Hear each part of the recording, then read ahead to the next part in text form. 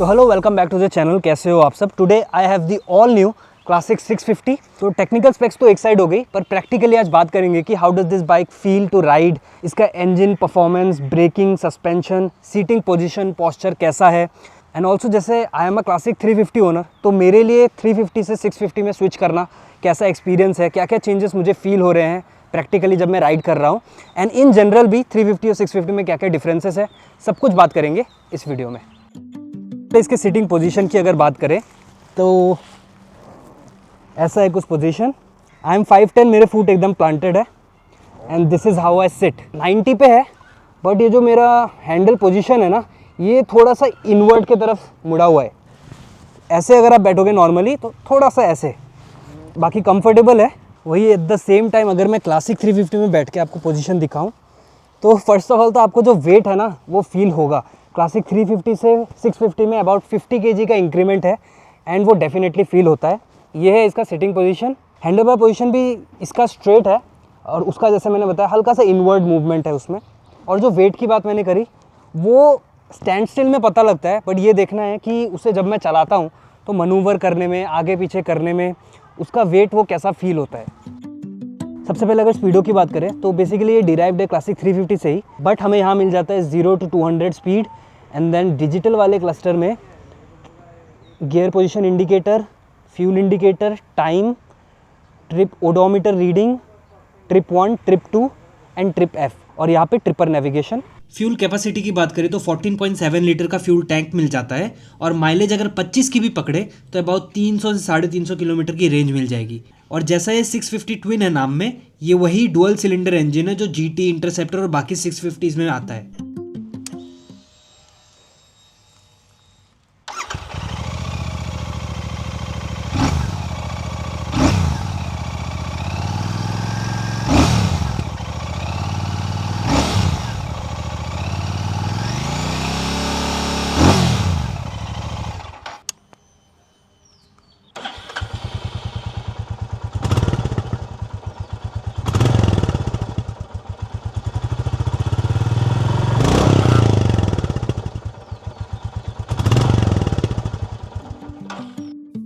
Seat comfort की अगर बात करूँ तो इसका सीट हल्का सा स्टिफ है क्लासिक 350 के कंपैरिजन में, but this will be beneficial in the long ride, क्योंकि स्टिफर सीट्स पे ना आप लॉन्ग राइड पे ज़्यादा टूर करो तो वो कम दबेगा।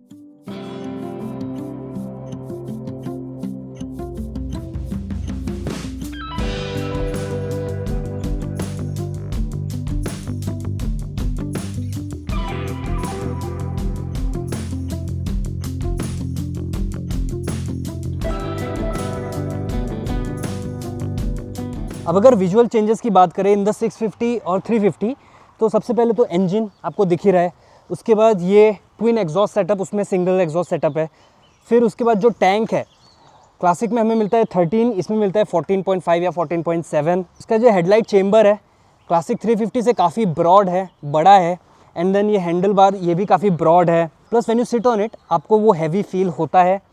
अब अगर टायर की बात करें तो दोनों ही 350 एंड 650 में आगे 19 इंच एंड पीछे 18 इंच व्हील मिलता है, बट 650 में पीछे का प्रोफाइल थोड़ा सा ब्रॉड है। 350 के कंपैरिजन में 650 का हैंडल और ब्रॉड है। जहां 650 के स्विच पैनल पे क्रोम फिनिश है, वही 350 के स्विच पैनल पे प्लास्टिक वाली फील है।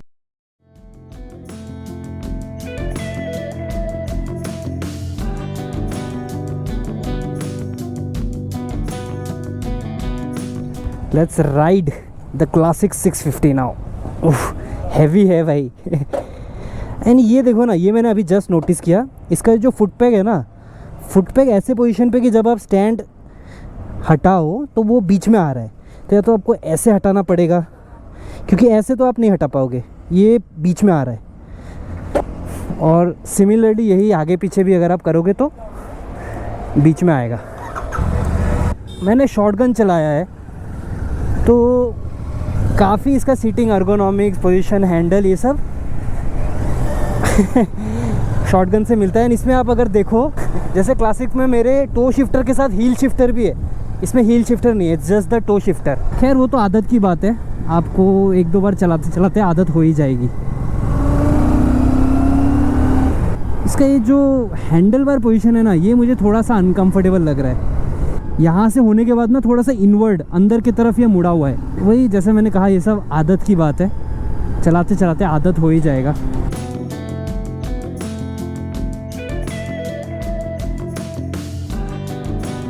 I am on the first gear. देखते हैं, लॉन्च करके देखते थोड़ा।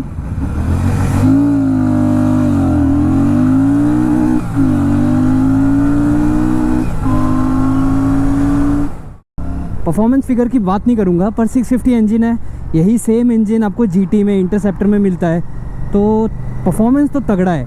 अब गियर शिफ्टिंग की बात कर लेते हैं। हम on the 5th gear, 4th, 3rd, 2nd, pulls like anything, nice. इसकी अगर ब्रेकिंग चेक करें तो मैं अभी 80 पे हूँ, पीछे कोई नहीं है, रेव मैच करके डाउन शिफ्ट करेंगे, ब्रेकिंग करेंगे। नाइस, ब्रेकिंग तो तगड़ी है भाई, ब्रेकिंग तगड़ी है। Front as well as rear दोनों काफ़ी बढ़िया है। पीछे का जो डिस्क साइज़ है वो भी बड़ा है, तो स्टॉपिंग पावर बढ़िया है। And this is the heaviest Royal Enfield, तो उस हिसाब से भी अगर देखें ना तो braking is good. Seating position की बात करूँ, पोस्चर की बात करूँ तो क्लासिक 350 जैसा ही है, पर इसका जो हैंडल बार है ना ये उससे थोड़ा ऊंचा है।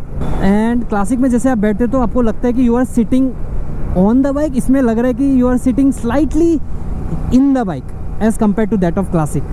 अब ज़रा इसका हाईवे परफॉर्मेंस देखेंगे, क्रूजिंग स्पीड देखेंगे कि कैसा है। ये इस स्पीड यहाँ पे थोड़ा बज़ है, तो अगर आपको क्रूज़ करना है ना all day, 100-110 will be very comfortable easily. Gear shifting smooth है, top end around 100-110 easy cruise कर सकते हो। तो इसको मैं बोलूँगा एज अ क्रूज़र, रिलैक्स्ड एकदम आपको क्रूज़ करना है, हाईवे पे लॉन्ग डिस्टेंस कवर करना है, this is a very good bike. आपको अगर सिटी में चलाना है तो I don't think so this can be your primary bike, क्योंकि हैवी तो है एंड वो हैवीनेस फील होता है। लाइक अगर मैं मनूवर भी कर रहा हूँ ना तो एक स्लगिशनेस है जो आपको फील होगा। अभी यहाँ से यू टर्न भी लेते हैं, इसका टर्निंग रेडियस देखते हैं, क्योंकि शॉटगन में एक चीज़ था ना कि टर्निंग रेडियस काफ़ी हैम्पर हुआ था, काफ़ी ज़्यादा था, तो इसमें भी वो चीज़ है या फिर रॉयल एनफील्ड ने इसको कुछ करेक्ट किया है। Let's see. ये देखो अटक गया, देखा ना, ये भी अटक गया, तो इसमें भी वो चीज़ है। और क्या अटक गया मैं बताता हूँ। जैसे ये इस पोजीशन पे आके ना हैंडल बार रुक जा रहा है, और वही एट द सेम टाइम इधर भी, तो यही है आपका टर्निंग रेडियस। आपका टायर ऐसे घूमेगा, इससे ज़्यादा आ नहीं रहा, तो इसमें भी टर्निंग रेडियस ज़्यादा है। मैं तो बोलूँगा कि शॉटगन 650 से काफ़ी सिमिलर है ये। जैसे शॉटगन में मीटर वाले काफ़ी सारे फीचर्स थे, इसमें क्लासिक से रिलेटेड काफ़ी सारे फीचर्स हैं। चलाने में काफ़ी ज़्यादा शॉटगन जैसी है, एंड लुक एंड फील में तो भाई क्लासिक जैसी है। और एग्जॉस्ट लेकिन क्लासिक जैसा नहीं है, ये भी 650 इंजन है, तो इज़ द सेम, ग्रंट भी एग्जैक्टली सेम है। कौन इसे ले सकता है? लाइक जिसको नॉर्मली क्रूजिंग करना है या फिर सिटी में कभी कभार चलाना है, तो this can be a good one.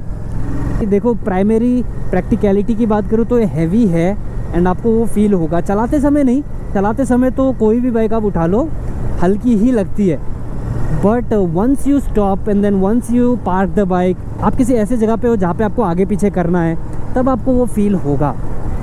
उसके अलावा ये जो इंजन है काफ़ी स्मूथ है, पूरा बढ़िया, कोई वाइब्रेशन इसमें मिरर्स में भी नहीं है, विजिबिलिटी भी एकदम बढ़िया है, पोजीशन भी काफ़ी कमांडिंग है। जैसे आप क्लासिक पे बैठते हो वैसा ही पोजीशन इसमें भी है, एंड क्यों ना हो, it's the successor of that beautiful motorcycle. Seating comfort की बात करूँ तो क्लासिक 350 में मुझे ज़्यादा कंफर्टेबल लगा, 650 में थोड़ा सीट का कुशनिंग कम है, एंड जो पिलियन सीट भी है वो भी 650 में कम कंफर्टेबल है मेरे ओपिनियन में। तो ये अगर आप सोलो राइडर हो या फिर सोलो ज़्यादा चलते हो तो आप इसको ज़्यादा प्रेफर करोगे, क्योंकि पिलियन तो अनकंफर्टेबल होगा। पर इसका जो मेन यूएसपी बोलूँगा ना मैं, इट्स द इंजन।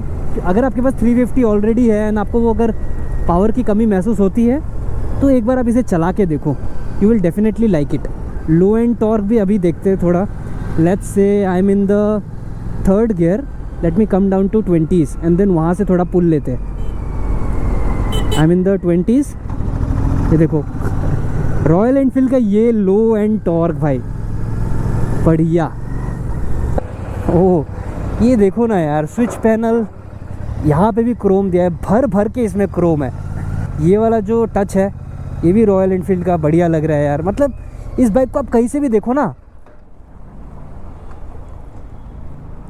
क्या हो गया भाई?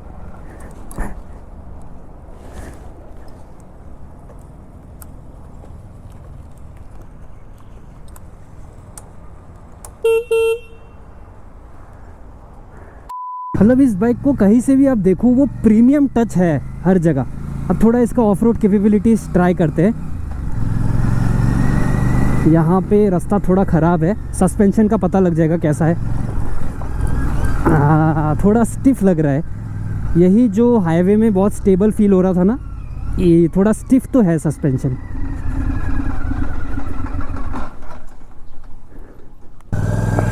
टर्निंग रेडियस कम है एंड ऑफ रोड में आपको उतना कंफर्टेबल नहीं लगेगा। ये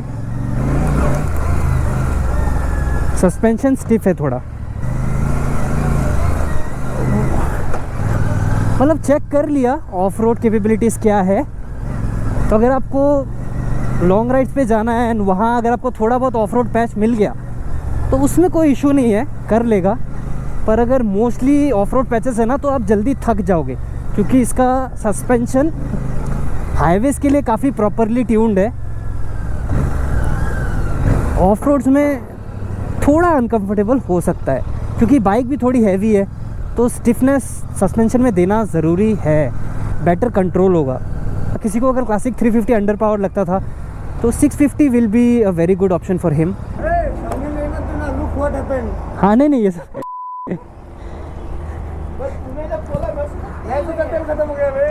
नहीं तेल तो है, ये वाला मार्क आया और अब चालू नहीं हो रहा है ना चला गया। और इसकी ऑफ रोड कैपेबिलिटीज़ आप देखो, रास्ता ख़राब है पर इसमें थोड़ा सा कंफर्टेबल है एज़ कम्पेयर टू दैट 650। 650 के बाद 350 में आया हूँ ना, नो डाउट पावर इसमें कम है, लेकिन ये थोड़ी एजाइल फील होती है। एंड सब कुछ अगर देखा जाए ना इसमें काफ़ी सही है। सस्पेंशन इसका ज़्यादा मुझे कंफर्टेबल लग रहा है, हाईवे में ये भी स्टेबल है। और एक जो काफ़ी इंपॉर्टेंट फैक्टर है प्राइसिंग, जहाँ क्लासिक का टॉप एंड वेरिएंट आपको 2.5 लाख में मिल जाएगा, वही अगर आप क्रोम ब्लैक लेने जाओ ना ऑन रोड गुवाहाटी की अगर मैं बात करूँ तो 4,07,000 रुपये में की पड़ेगी वो। तो वो जो 1.5 लाख का इंक्रीमेंट है ना, वो आप सोच समझ के करना।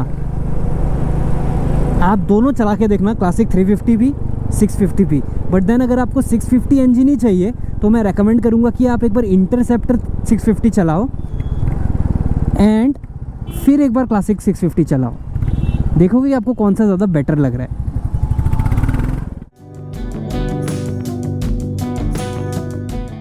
तो यही था इस वीडियो के लिए। हमने डिस्कस किया प्रैक्टिकली कि क्लासिक 650 कैसा है, ऑल्सो कंपेयर भी किया 350 से 650 में क्या क्या चेंजेस है। एंड एज अ 350 ओनर मुझे 650 कैसा लगा।